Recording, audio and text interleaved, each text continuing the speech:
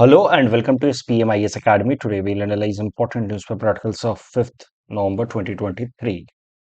Please note you can download the PDF version of today's newspaper analysis by clicking the link given in the comment section. This is the list of the topics that we will be covering from today's newspaper. First article is about Delhi's air pollution. तो ये topic GS paper 1 geography point of view से भी important हो सकता है. Also important from our syllabus GS paper 3 environment perspective. Paper 1 geography and paper 3 environment.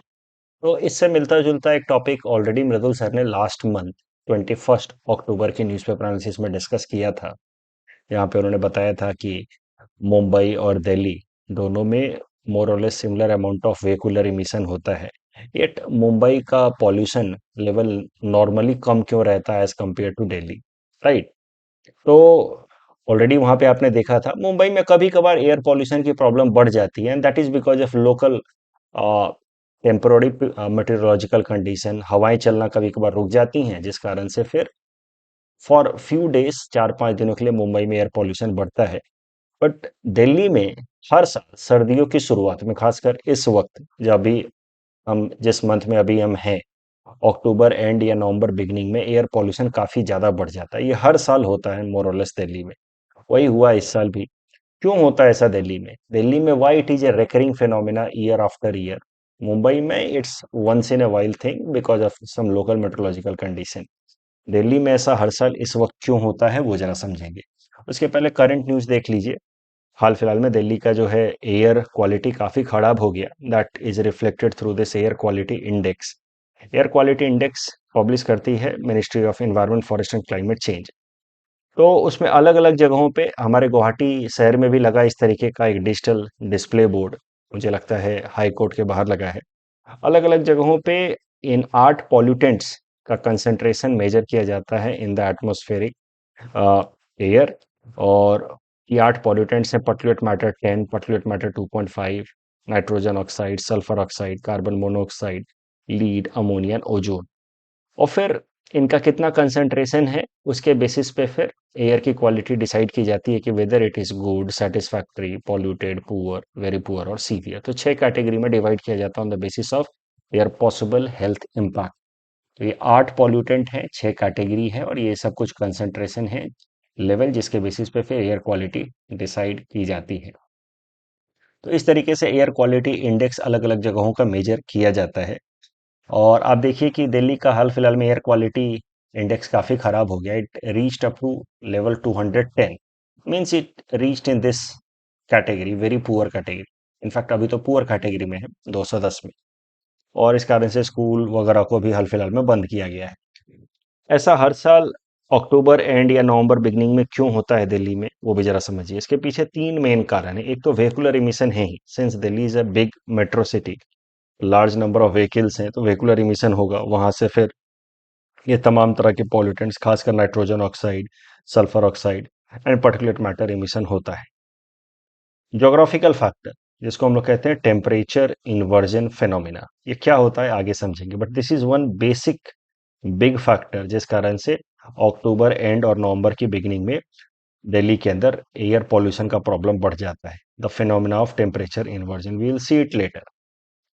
और एक और फिनोमिना है या फैक्टर है जिसको हम लोग कहते हैं स्टबल बर्निंग. ये 2 मेन कारण है जिस कारण से इन महीनों में पॉल्यूशन बढ़ता है दिल्ली और आसपास के रीजन में. तो पहले स्टबल बर्निंग देखते हैं, ये थोड़ा आसान है, and then we will look temperature inversion. Stubble burning, इसको समझने के लिए पहले हमें समझना होगा द कॉन्सेप्ट ऑफ स्टबल. तो देखिए, एक बार जब कोई फसल होती है तो फिर उसको हार्वेस्ट किया जाता है. हार्वेस्ट मतलब कटाई के बाद भी कुछ क्रॉप का हिस्सा, लोअर पार्ट रह जाता है, इसको हम लोग कहते हैं स्टबल. अब इस स्टबल को एक एक करके अगर प्लग किया जाए, हाथों से उखाड़ा जाए, तो काफी वक्त लगेगा. लेकिन अगले क्रॉपिंग सीजन के लिए खेतों को तैयार करना भी होता है जल्दी जल्दी, खासकर पंजाब हरियाणा जैसे क्षेत्रों में जहां पे एक साल में 2 या 3 क्रॉपिंग सीजन होता है. तो फिर खारिफ क्रॉप्स की कटाई के बाद फार्मर्स क्या करते हैं कि स्टबल को हाथों से प्लग करने के बजाय उनको बर्न कर देते हैं, जला देते हैं, in order to prepare their agricultural land for next crop, that is rabi crop. ये जो स्टबल बर्निंग होती है लार्ज स्केल पे पंजाब और हरियाणा वाले रीजन में, ये लीड करता है rise of particulate matter, specially 2.5 and 10, जिस कारण से फिर ये आसपास में दिल्ली और आसपास के एरियाज में ये स्मोक की कंसंट्रेशन बढ़ जाती है। साथ ही साथ ये सर्दी की शुरुआत है, तो फॉग की कंडीशंस भी बनते हैं। Fog is created mainly because of temperature inversion that will be seen next. ये जो फॉग है और स्मोक जो स्टबल बर्निंग के कारण आ रहा है आसपास के क्षेत्रों से, they together lead to formation of a smog. Smog इस तरह का हेजी कंडीशन जिस कारण से देखने में भी तकलीफ होती है और ब्रीदिंग प्रॉब्लम्स भी काफी सारी होती हैं, which is currently being faced by people of Delhi. तो ये हर साल इसीलिए होता है क्योंकि इसी वक्त स्टबल बर्निंग की जाती है मोर और लेस हर साल पंजाब हरियाणा वाले रीजन में। इस स्टबल बर्निंग के प्रॉब्लम को एड्रेस करने के लिए कई सारे टेक्नोलॉजिकल इंटरवेंशंस किए गए हैं, but none of them have been completely successful in addressing this problem. अब जरा देखते हैं phenomena of temperature inversion. Mridul sir ने भी आपको समझाया था 21 अक्टूबर के न्यूज़पेपर एनालिसिस में, एक बार ब्रीफली मैं भी बता देता हूँ। और ये स्टबल बर्निंग के अलावा temperature inversion is one big factor behind Delhi's poor air quality that happens every year, which is different from Mumbai's condition. Mumbai में once in a while situation है। तो देखिए, दिल्ली और मुंबई में सबसे बड़ा अंतर क्या है अगर क्लाइमेटिक कंडीशंस की बात की जाए, तो Delhi is having a continental type of climate because it is in inland region, coastal area से, ओशन से काफी दूर है हर तरह से।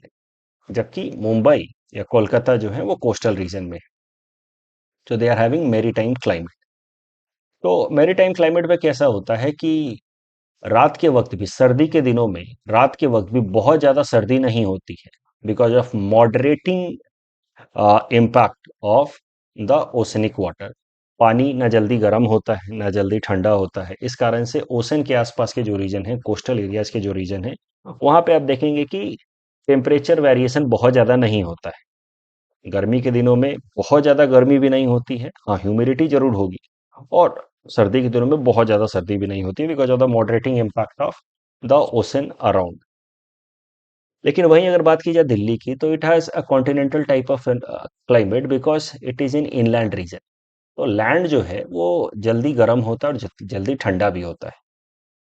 अब होता क्या है दिल्ली में सर्दी के टाइम, जैसे अभी सर्दी की शुरुआत हो रही है, तो लॉन्ग विंटर नाइट्स, सर्दी का मतलब ही है कि nights will be longer.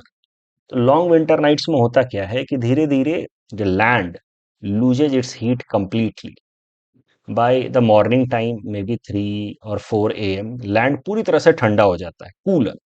And when land becomes completely cooler, it becomes the source of cooling the adjacent air rather than source of heating. Normally क्या होता है, ये सब बेसिक ज्योग्राफी कॉन्सेप्ट से आपने जरूर पढ़े होंगे। नॉर्मली सन रेज आते हैं, उस कारण से हमें गर्मी नहीं लगती है। सन रेज आकर के लैंड या अर्थ पे एब्जॉर्ब होते हैं, और अर्थ से आने वाले रेडिएशन जो हैं, they are source of heating of the air above the earth surface. यही कारण है कि अर्थ के जितना हम नजदीक होते हैं वहां पे गर्मी ज्यादा होती है, जैसे जैसे हम ऊपर जाते जाते हैं टेम्परेचर कम होता रहता है।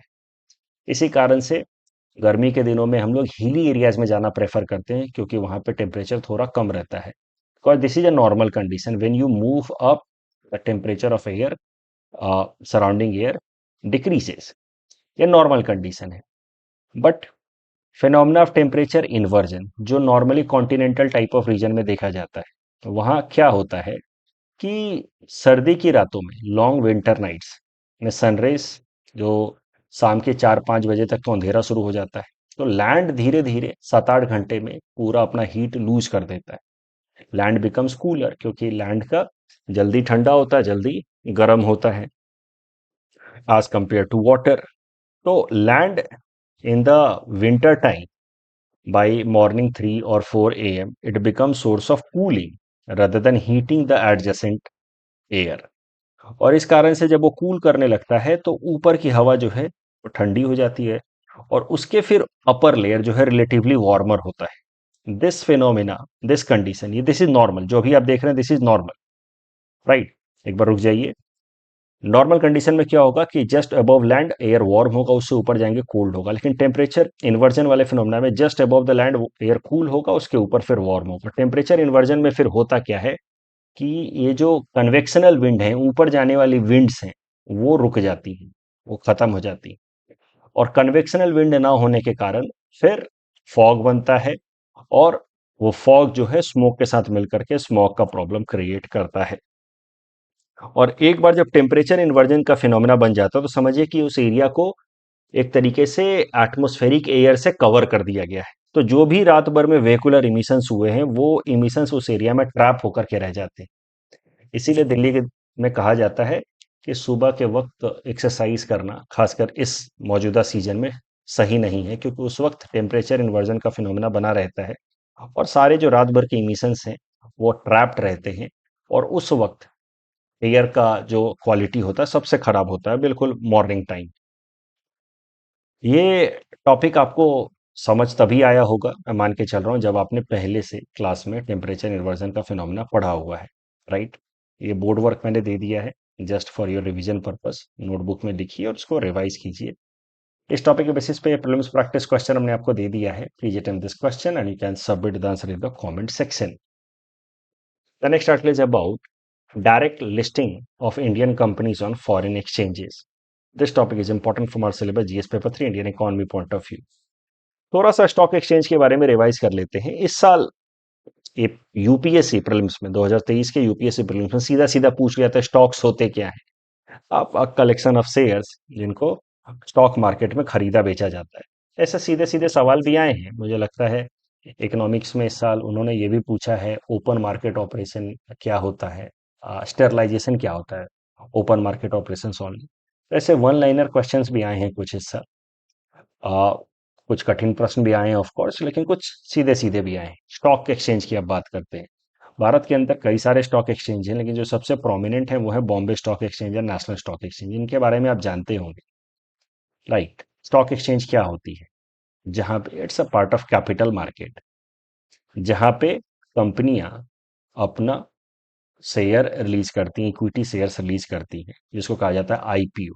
जिसकी मदद से वो कैपिटल रेज करती हैं, फंड रेज करती हैं for making investment and expansion. Delta capital जिसको हम लोग कहते हैं ना, वर्चुअस साइकिल में डेल्टा कैपिटल। तो डेल्टा कैपिटल के लिए एक जरिया है शेयर मार्केट में शेयर रिलीज करना, स्टॉक मार्केट में स्टॉक रिलीज करना। और इंडिया के अंदर दो इंपॉर्टेंट स्टॉक मार्केट है। बॉम्बे स्टॉक एक्सचेंज सबसे पुराना स्टॉक मार्केट माना जाता है पूरे एशिया का, बॉम्बे स्टॉक एक्सचेंज। वो 1875 में ही बना था। दूसरा है नेशनल स्टॉक एक्सचेंज, ये रिलेटिवली न्यू है। एक हाल फिलहाल में बिल्कुल नया बनाया गया स्टॉक एक्सचेंज जो इंटरनेशनल स्टॉक एक्सचेंज है, एनएसई ने ही इसको बनाया है गुजरात के अंदर, गुजरात के गिफ्ट सिटी में। NSE international financial service centre, which is a global trading port platform. तो दुनिया भर के अलग अलग कंपनियों के शेयर्स वहां पे बिकते हैं। तो ये जो गुजरात के अंदर ये गिफ्ट सिटी में ये एनएसई द्वारा क्रिएट किया गया ये इंटरनेशनल स्टॉक एक्सचेंज है।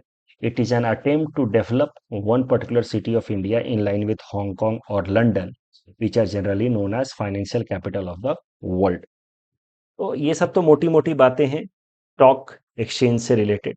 भारत के अंदर ये दो इंपॉर्टेंट स्टॉक एक्सचेंज, इनके बारे में आप पहले से जानते थे। बॉम्बे स्टॉक एक्सचेंज, इसका इंडेक्स होता है सेंसेक्स, और नेशनल स्टॉक एक्सचेंज, इसका इंडेक्स होता है निफ्टी 50। अब जरा समझते हैं कि अगर किसी इंडियन कंपनी को इंडियन मार्केट से नहीं विदेशी मार्केट से फंड रेज करना है, ये सब तो इंडिया के स्टॉक मार्केट है। तो इंडियन कंपनी को अगर इंडिया के मार्केट से, इंडियन कैपिटल मार्केट से कैपिटल रेज करना है, तो they may go to Bombay stock exchange और national stock exchange. But if an Indian company has to raise some capital from foreign market, foreign capital market, तो क्या options उनके पास available है, वो जरा समझते हैं। ऐसे हालत में दो मोटे मोटे ऑप्शंस अवेलेबल हैं, ADR American depository receipts and GDR global depository receipts. ये कैसे काम करते हैं, कैसे कोई एक Indian company American capital market से फंड रेज कर सकती है थ्रू एडीआर, वो समझते हैं with help of this image कि how ADR help in raising fund for an Indian company from American stock market. मान लीजिए भारत हमारा देश, हमारी टेरिटरी, उस पर कोई कंपनी है X Y Z, Indian company. इसको अमेरिका के शेयर मार्केट से पैसा रेज करना है। अमेरिका के इन्वेस्टर्स हैं, इससे उसको फंड रेज करना है। अब ये सीधा सीधा तो रेज नहीं कर सकता, क्योंकि these investors they invest their money in New York stock exchange, वहां के शेयर बाजार में वो पैसा लगाते हैं। जैसे हम लोग बॉम्बे स्टॉक एक्सचेंज में इंडिया की कंपनियों के शेयर्स खरीदते हैं, नेशनल स्टॉक एक्सचेंज में इंडिया की कंपनियों के शेयर्स खरीदते हैं, ये लोग तो नेशनल न्यूयॉर्क स्टॉक एक्सचेंज में पैसा लगाएंगे। तो इंडियन कंपनी इनसे फंड रेज करना चाहती है, but Indian company is not directly registered in this New York stock exchange. तो what option does it have? तो क्या प्रोसेस होता है वो समझिए कि इंडियन कंपनी अपने शेयर्स देगी to a domestic custodian of an overseas depository bank. ये अमेरिका का मान लीजिए कोई एक बैंक है, लार्जर इन्वेस्टमेंट बैंक, ठीक है, एक्स वाई जेड जो भी है, ओवरसीज डिपॉजिटरी बैंक, इसका एक कस्टोडियन, आप समझिए लोकल एजेंट, इसका, इस ओवरसीज डिपॉजिटरी बैंक का एक लोकल, इंडिया का लोकल एजेंट है ये। इंडियन कंपनी अपने शेयर्स इसके पास रखवाएगी, और जब एक बार इसके पास शेयर्स रखवाएगी, मान लीजिए 1 लाख शेयर्स रखवाई, एक एक 100 रुपए की, यानी कि 1 करोड़ के शेयर्स रखवाई इसके पास, तो ये एक्नॉलेज करेगा अपने बॉस को, इसका बॉस है ये, कि साहब मेरे पास आ गया है इस इंडियन कंपनी के इतने शेयर्स। अब उन शेयर्स के बदले, शेयर्स कंपनी ने यहां रखवाए, उस शेयर्स का एक्नॉलेजमेंट इसने अपने हेडक्वार्टर में दिया, मान लीजिए इसको।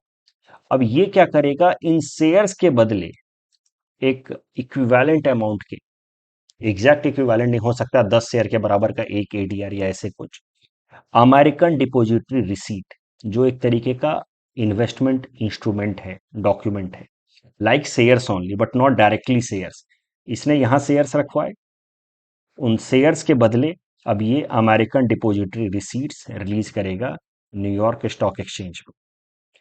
तो शेयर्स आर, ये जो डिपॉजिटरी रिसीट्स हैं, they are a kind of derivative instruments that derive their value from the underlying shares which is lying with this domestic custodian of this overseas depository bank।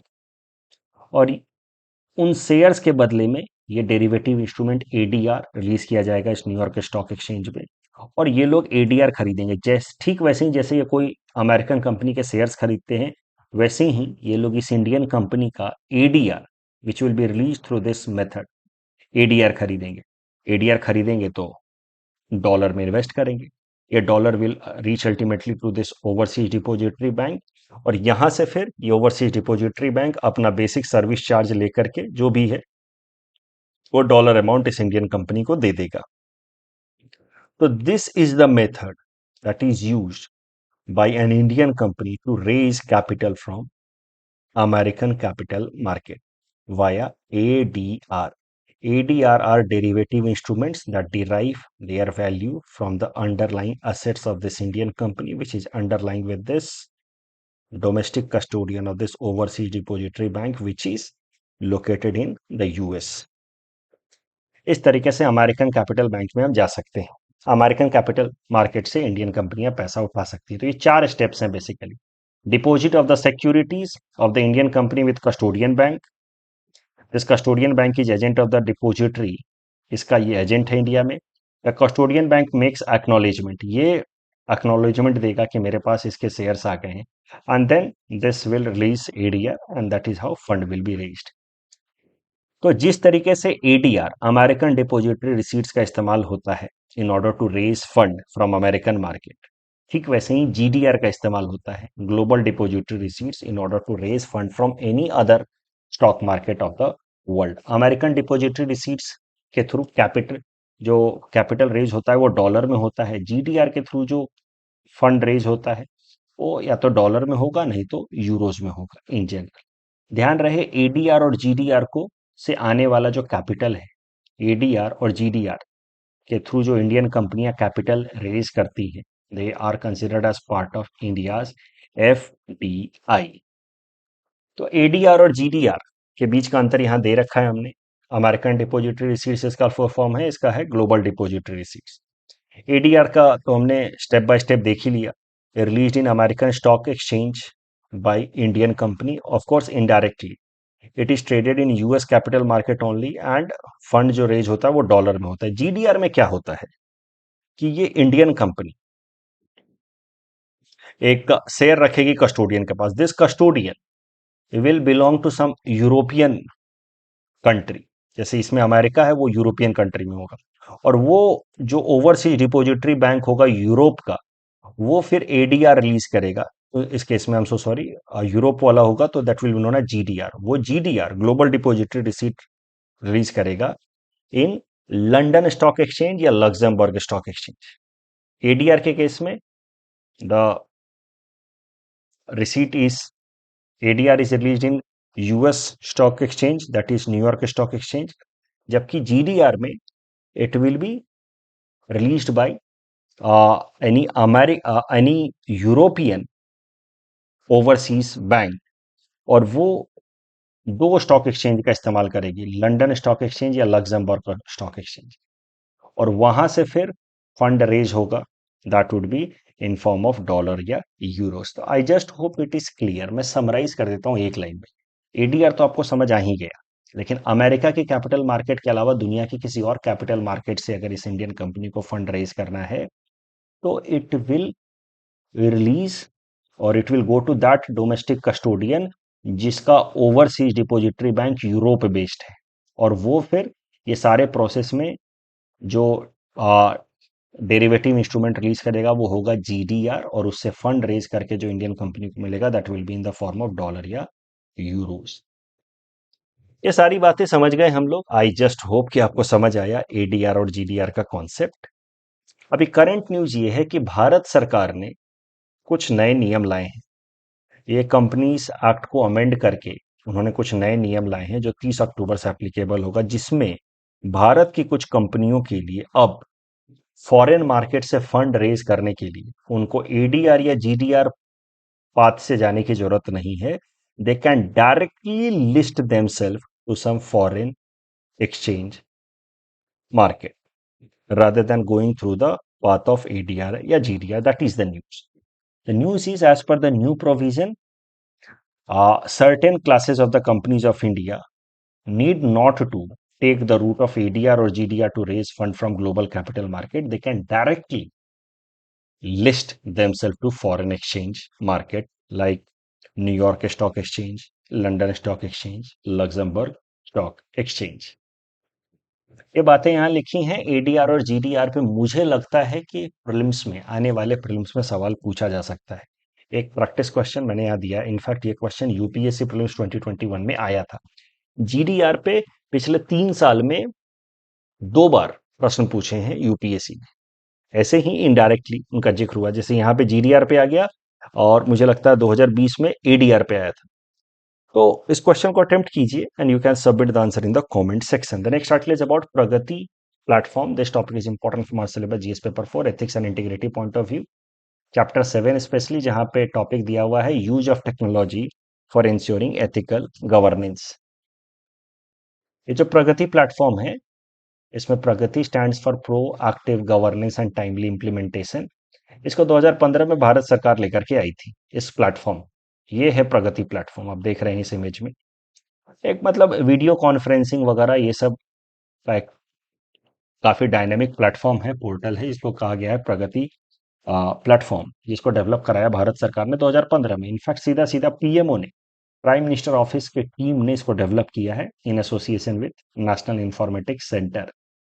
तो प्रगति platform का सीधा सीधा काम क्या है? जो भी गवर्नमेंट ऑफिसर्स हैं, सेक्रेटरीज हैं या स्टेट लेवल के चीफ सेक्रेटरीज हैं, उनके साथ हमारे प्रधानमंत्री जी सीधा सीधा इंटरैक्ट करते हैं। और जो पब्लिक ग्रीवांसेज हैं, कॉमन मैन के ग्रीवांसेज हैं, उस पर चर्चा होती है। अलग अलग प्लेटफॉर्म से जो भी कॉमन मैन के ग्रीवांसेज रेज होते हैं, उस पर हमारे प्रधानमंत्री जी ब्यूरोक्रेट से सवाल पूछते हैं। So that is how this Pragati platform is one best example of fixing accountability, ensuring accountability, and bringing transparency in administration. And thus, it can be an example of use of technology in order to ensure ethical and good governance. उसके अलावा हमारे प्रधानमंत्री जी अलग अलग जो critical schemes हैं भारत सरकार की या कुछ केसेस में स्टेट गवर्नमेंट्स की, उन स्कीम्स का प्रोग्रेस भी वो मॉनिटर करते हैं through this Pragati platform.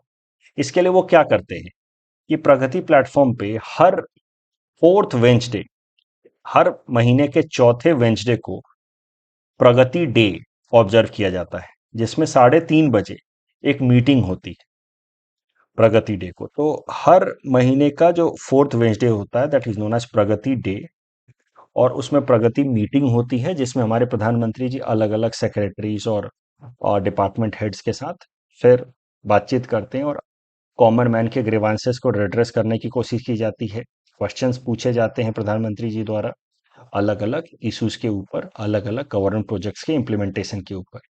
So this is best example of transparency and accountability with help of technology. News जो है वो इंपॉर्टेंट नहीं है कि हाल फिलहाल में 43rd addition of Pragati meeting हुई प्रगति डे का, नॉट सो इम्पोर्टेंट। अब इस टॉपिक के बेसिस पे ये मेंस क्वेश्चन हमने आपको दिया हुआ है, एथिक्स में भी पूछा जा सकता है, जीएस पेपर 2 में भी आ सकता है। Discuss the role of e governance in ensuring good and ethical governance. E governance को डिफाइन कर दीजिए, एकदम बेसिक सा डेफिनेशन दीजिए कि use of ICT, information communication technology, in public service delivery. E governance की सबसे अच्छी बात क्या होती है वो समझिए, you must write this. E governance यानी कि टेक्नोलॉजी बेस्ड सर्विस डिलीवरी का फायदा क्या होता है कि you do away with the human interface. बड़ा बाबू छोटा बाबू टाइप लोग के बिना काम होता है, सीधा ह्यूमन इंटरफेस हटाते हटाते ही डिस्क्रिशनरी पावर खत्म, क्योंकि मशीनें ब्राइब नहीं मांगती, and that is how it leads to corruption free smooth discharge of public service delivery. इसी कॉन्टेक्स्ट में आप राजीव गांधी जी का ये कोट स्टेटमेंट भी लिख सकते हैं कि कैसे ऊपर से 1 रुपया चलता था तो वेल इंटेंडेड बेनिफिशियरी तक 15 पैसा ही पहुंचता था। But now with help of DBT which is also an example of e governance, जिसमें jam Trinity, Jan Dhan Aadhaar mobile की ट्रिनिटी लगा करके सीधा सीधा अकाउंट में ट्रांसफर किया जाता है पैसा, उससे अब घोस्ट बेनिफिशियरी और लीकेज ऑफ फंड या करप्शन का प्रॉब्लम एड्रेस किया जा सकता है। तो this is one case study, ये वाला केस स्टडी आप देख करके साबित कर सकते हैं ई गवर्नेंस इज बेसिस और much important initiative for ensuring good and ethical governance. फिर आप कुछ एग्जांपल लिख सकते हैं, उमंग पोर्टल, प्रगति पोर्टल जिसके बारे में अभी हमने चर्चा की, पीएफएमएस। फिर आसाम सरकार के भी डायरेक्शन में कई सारे इनिशिएटिव्स हैं, mission Vasundhara, mission Sadbhavana, mission Bhoomiputra, Seva Setu portal and all that you can also write if it is APSC exam. This is board work for your revision purpose. The next article is about white hydrogen. This topic is important from prelims exam point of view. देखिए, hydrogen से related कि grey hydrogen होता है, blue hydrogen होता है, green hydrogen होता है, हमने कई दफा डिस्कशन किया है। ये grey hydrogen, blue hydrogen, green hydrogen सब होते एक ही हैं, हाइड्रोजन ही है, लेकिन उनके प्रोडक्शन के मेथड के बेसिस पे they are categorized as grey, blue या ग्रीन। ग्रे हाइड्रोजन वो होता है जिस प्रोसेस में CO2 इमर्ज होता है एटमॉस्फेयर में, उसको ग्रे हाइड्रोजन वो हाइड्रोजन होता है इसके प्रोडक्शन के दौरान CO2 एटमॉस्फेयर में इमर्ज होता है। So that is why it is not so environment friendly. Blue hydrogen में CO2 को हम लोग एब्जॉर्ब करके रखते हैं, so blue hydrogen is relatively cleaner as compare to grey hydrogen. And green hydrogen is the cleanest one, क्योंकि इसमें water की इलेक्ट्रोलाइसिस करा के हम लोग हाइड्रोजन बनाते हैं, जिसके प्रोसेस के दौरान oxygen is released as by product. तो ये तो हो गए 3 तरह के हाइड्रोजन, और इनके बीच में सेग्रीगेशन है on the basis of their method of production. But एक होता है white hydrogen. White hydrogen is not produced. In fact, it is naturally occurring hydrogen found in earth crust. और हाइड्रोजन तो क्लीन सोर्स ऑफ एनर्जी है ही, क्योंकि hydrogen को burn करने से एनर्जी मिलता है और बाई प्रोडक्ट में वाटर निकलेगा। हाइड्रोजन का ऑक्सीडेशन होगा तो क्या होगा, H2O बनेगा, वाटर। तो that is why hydrogen is considered as a clean source of energy. लेकिन इन सब में कैसा है कि फिर भी हमें कुछ एक्शन लेना पड़ता है हाइड्रोजन प्रोड्यूस करने के लिए। अभी जैसे ग्रीन हाइड्रोजन ही क्यों ना हो, ये क्लीन सोर्स है, ऑक्सीजन रिलीज होता है एटमॉस्फेयर में, लेकिन इस हाइड्रोजन को प्रोड्यूस करने के लिए भी इलेक्ट्रिसिटी चाहिए। ग्रीन से भी अच्छा हाइड्रोजन है व्हाइट हाइड्रोजन, जो नेचुरली मिले अर्थ क्रस्ट के अंदर, लेकिन अभी तक इसके बहुत ज्यादा पाए नहीं गए हैं white hydrogen. That was the problem. But अगर व्हाइट हाइड्रोजन को अबंडेंस में पाया गया तो क्लाइमेट चेंज, ग्लोबल वार्मिंग के प्रॉब्लम्स काफी हद तक एड्रेस हो जाएंगे, और that could be the best source of energy, even cleaner and sustainable as compare to solar energy और विंड एनर्जी, उनसे भी बेहतर है। इसीलिए sometimes white hydrogen is also regarded as natural hydrogen, gold hydrogen या जियोलॉजिक हाइड्रोजन। अभी तक बहुत ज्यादा मिले नहीं थे, लेकिन अब एक न्यूज निकल करके आ रही है कि फ्रांस में 2 साइंटिस्ट ने गलती से, accidentally vast reserve of white hydrogen explore कर डाला है। इनफैक्ट वो तो एक्सप्लोर करने गए थे ऑयल एंड नेचुरल गैस, लेकिन उनको मिल गया vast reserve of white hydrogen in France. So this could be a game changer as far as sustainable energy solutions are concerned. ये बोर्ड वर्क है, please make note of it for revision in future. कल जो हमने आपको practice question दिया था उसका answer देख लेते हैं। जयपुर और वाराणसी करेक्टली मैच्ड है, बाकी तो गलत है। Hyderabad is for gastronomy and all, Chennai is for music I believe, Mumbai is for film. और इसका सही जवाब होगा natural national parks. That's all from our side for today, thanks for watching.